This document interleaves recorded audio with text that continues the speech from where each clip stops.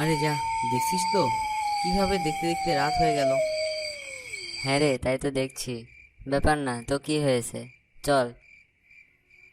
না রে শিবন, দেখ চারপাশ কেমন একটা নিস্তব্ধ হয়ে আসছে, যেমনটা হয় কোনো বড় ঝড় আসার আগে। তা তো হয়েছে, কিন্তু এত ভাবনা চিন্তার কি আছে? চল বাড়ির দিকে যাই। হ্যাঁ, তাই চল। এখানে বেশিক্ষণ থাকা ঠিক হবে না মনে হচ্ছে।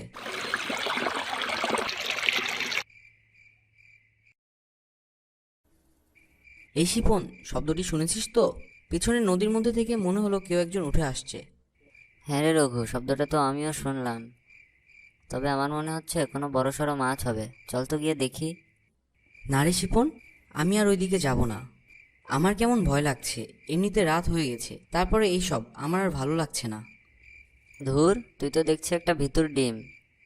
থাক, তোকে আর যেতে হবে না, আমিই দেখছি কি ওটা। এই থাক, দরকার নেই যাওয়া, যা হওয়ার হবে। এখন বাড়ির দিকে চল তো।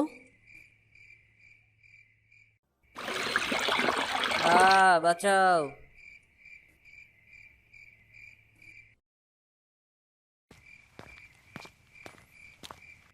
কোথায় গেলে গিন্নি? এই বাজারগুলো নেও। হ্যাঁ, তা নয় নিচ্ছি, তুমি আগে ছেলেটাকে খুঁজে আসো। কেন, কি হয়েছে? ও গিয়েছে কোথায়? ওকে না আমি বারণ করেছি সন্ধ্যার পরে কোথাও না যেতে। ও তো বাড়িতে আসলে তো ওকে মানা করব। সে কোন বিকেলে শিপনের সাথে বের হয়েছে, এখনো তো বাসায় আসার কোনো নাম নাই। তুমি যে একটু দেখে আসো না। হ্যাঁ হ্যাঁ, যাচ্ছি। গিয়ে দেখি আবার শিপনের বাড়িতে গিয়ে উঠলো কিনা। হ্যাঁ যাও, তাই যাও। ওকে নিয়ে তাড়াতাড়ি ফিরে আসো কিন্তু।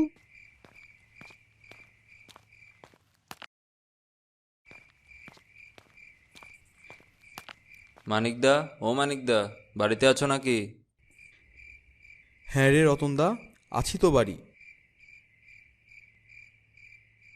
তা কি মনে করে এত রাতে? এত রাতে কি আর সাধে এসেছি? ছেলেটা সেই বিকালে বের হয়েছে, এখনো বাড়িতে ফেরেনি। তোমার ছেলের সাথে আছে কিনা দেখতে আসলাম। না না, কি বলেন? আমি তো আরও ভাবছি আমার ছেলে আপনাদের বাড়িতে রঘুর সাথে আছে। তাহলে ছেলে দুটোকে এখন কোথায় খুঁজবো? তাহলে চলেন আশেপাশে একটু খুঁজে আসি। হ্যাঁ হ্যাঁ, তাই চলো। তোমরা কিন্তু সাবধানে যেও, আজ কিন্তু অমাবস্যার রাত। হ্যাঁ হ্যাঁ, সাবধানে যাব। তুমি এখানেই থাকো, আমরা আসছি।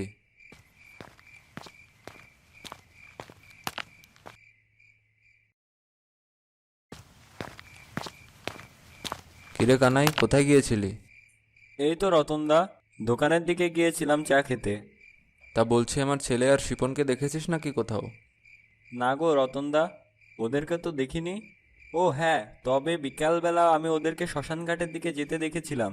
তারপরে আর ওদের সাথে আমার দেখা হয়নি। কি বলিস রে? ওরা আবার শ্মশানঘাটের দিকে যাবে কেন? তা তো বলতে পারবো না। কেন, কি হয়েছে?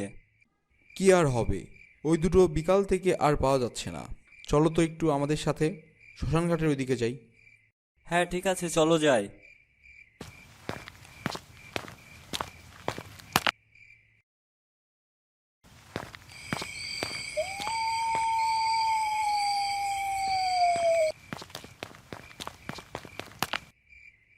এই রঘু, এভাবে শুয়ে আছিস কেন বাবা? ওঠ। আর তোর সাথে শিপন ছিল, ও কোথায়? পানি, পানি।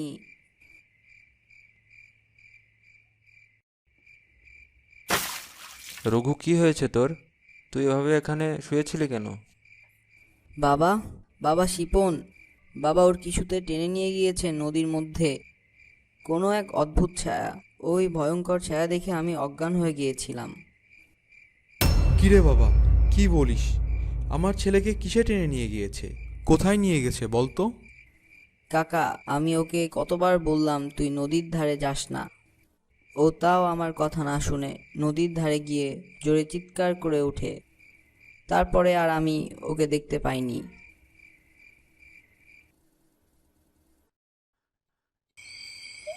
চিন্তা করো না দাদা, কাল সকালে গ্রামের সবাইকে নিয়ে শিপনকে খুঁজে বের করব। এখন চলো, অনেক রাত হয়েছে। কি আর করব, এত খোঁজাখুঁজি করেও তো আর পেলাম না। ঠিক আছে, চল তাহলে। তুমি চিন্তা করো না মানিকদা, কাল ঠিক আমরা শিপনকে খুঁজে বের করব।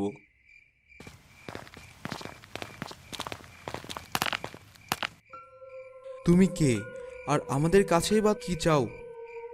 আমি তোদেরকে কিছুই বলবো না রে, কারণ ছোটবেলায় তোদেরকে আমি নিজ হাতে বড় করেছি। কি বলছো এসব? কে তুমি? ভালো করে দেখ আমায়, চিনতে পারছিস না? হ্যাঁ, তোমাকে একটু চেনা চেনা লাগছে, তবে আমি মনে করতে পারছি না। আরে মানিকদা, এ তো আমাদের ছোটবেলার সেই শিউলি দিদি। আরে হ্যাঁ হ্যাঁ, এবার চিনতে পেরেছি। কিন্তু তুমি তো অনেক আগেই মারা গিয়েছিলে, সে আমরা ছোট থাকতে। না রে মানিক রতন, আমি মারা যাইনি, আমাকে মেরে ফেলা হয়েছিল। কিন্তু কিভাবে? সে অনেক বড় কাহিনী, তাহলে শোন।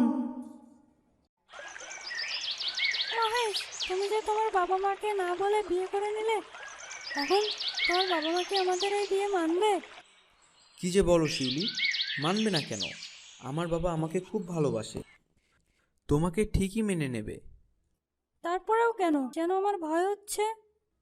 আরে পাগলি, কোনো ভয় নেই। আমার জীবন যতদিন আছে তোমাকে আমি ছাড়ছি না। আমার বাবা তোমাকে না মানলেও আমি কখনো তোমাকে ছাড়বো না। তা আমি জানি মহেশ, এই জন্যই তো ভালোবেসে তোমাকে বিয়ে করেছি। হ্যাঁ ঠিক আছে, চলো, অনেক কথা হয়েছে, এখন বাড়ির দিকে যাই, না হলে আবার সন্ধ্যা লেগে যাবে। ঠিক আছে, চলো।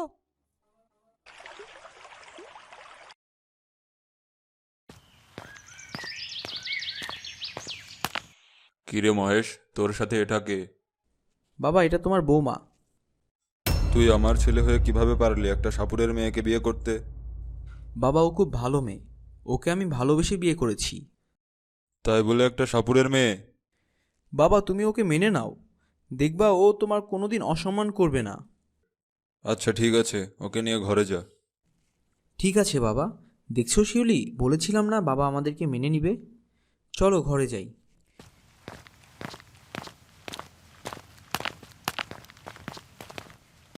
আরে আমি তো মনে মনে তোদেরকেই খুঁজছি। তা বাবু, হঠাৎ করে আমাদের খোঁজার কারণ? দেখলি না আমার ছেলের সাথে কে গেল? হ্যাঁ বাবু, তাই তো দেখছি। তা শিউলি এখানে? বিয়ে করেছে আমার গুণধর ছেলে, ওই সাপুরের মেয়ের সাথে বিয়ে করেছে। আমার মান ইজ্জত সব মাটিতে মিশিয়ে দিল। এর একটা ব্যবস্থা না করে আমি থামতে পারছি না। বাবু, কি করবেন বলে ভাবছেন? এক কাজ কর, আজ রাতেই তোরা দুজন মিলে আমার ছেলেকে মেরে ফেল। এ আপনি কি বলছেন?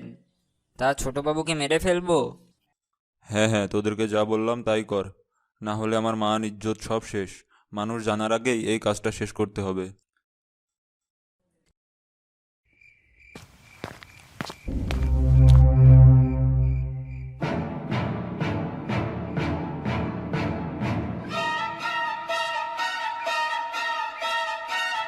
দেখছিস তোরা, এই অলক্ষ্যে আসার সাথে সাথে আমার ছেলেটাকে মেরে ফেললো। হায় হায়, আমার ছেলেটার এভাবে অকাল মৃত্যু হলো।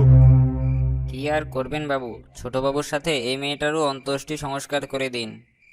হ্যাঁ বাবু, জগাই ঠিকই বলেছে, এই অলক্ষী মেয়েটার জন্য আজ ছোটবাবু মারা গেছেন। ঠিক আছে, তাহলে তোরা সেই ব্যবস্থা কর। দে রে, আগুনটা আমার হাতেই দে, শেষ কাজটা করেই দিই। না বাবু, না, আমাকে এভাবে মারবেন না, আমাকে বাড়ি যেতে দিন, আমি আর কোনোদিন আপনার সামনে আসবো না। থাক থাক, তুই আর বেশি কথা বলিস না, তোর জন্যই নিজের ছেলেকে নিজের হাতে মারতে হলো, এখন তোকেও মরতে হবে। বাঁচাও, আমাকে বাঁচাও। আজ 50 বছর হয়ে গেল তোদের এই বাবুর আশায় এখনো আমি এখানে বসে আছি। যতদিন না ওই তোদের নীলকান্ত বাবুর সাথে দেখা হচ্ছে ততদিন আমার আত্মার শান্তি পাবে না। তোদের ছেলে শিপনের কিছুই হয়নি, ও আমার কাছেই আছে।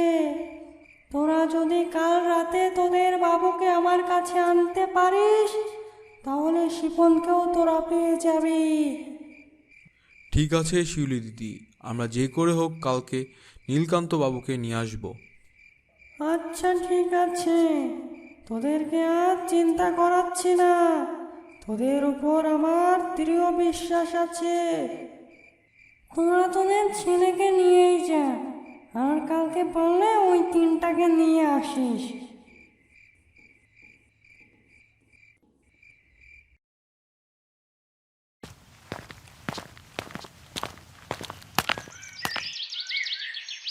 কিরে, তোরা সবাই একসাথে যে, কি মনে করে? ওই একটা সংবাদ দিতে আসলাম বাবু।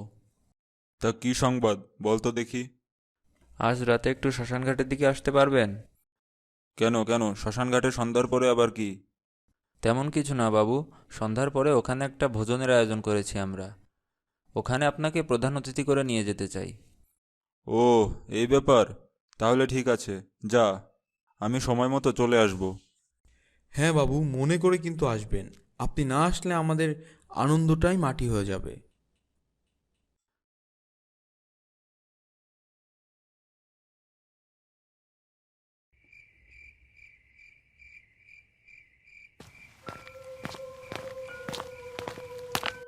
কি বাবু, বললেন যে এখানে ভোজের আয়োজন আছে, তা এখানে তো কিছুই দেখতে পাচ্ছি না।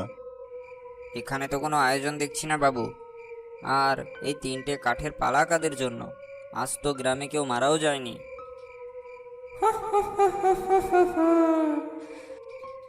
এ কিরে পচা, হচ্ছেটা কি? ভাব তো ভালো পাচ্ছি না রে, চল তাড়াতাড়ি ভাগি।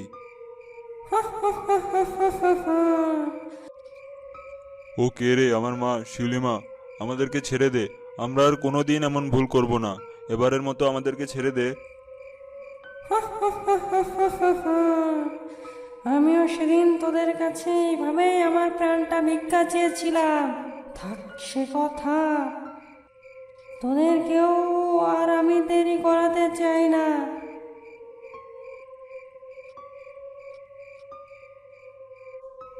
বাঁচাও, বাঁচাও আমাদের, বাঁচাও আমাদের, বাঁচাও, বাঁচাও।